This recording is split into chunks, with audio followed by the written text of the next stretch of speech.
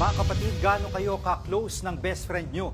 Sa Cebu City, muntik nang ikamatay ng isang lalaki nang mag-chat siya ng I love you sa best friend niyang babae. Hiwa ang likod at magkabilang paa. May sugat din sa ulo. Ganyan ang lagay ni Dodong ng isugod sa ospital sa Cebu City. Ang may gawa niyan, ang jowa ng kanyang girl best friend. Punot dulo ng pananaksak, selos.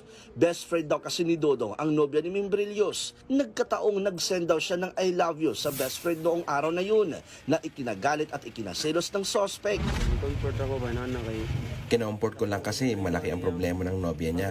Lingi talaga ako sa mga friends kong babae. Nagselos na pala siya. Depensa pa ni Dodong, sadyang pala kaibigan at malambing siya sa mga kaibigang babae.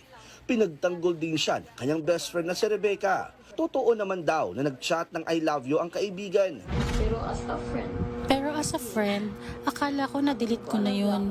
Pero sinabihan ko na yung boyfriend ko na wag nang galawin si Dodong. Kasi si Dodong barkada ko.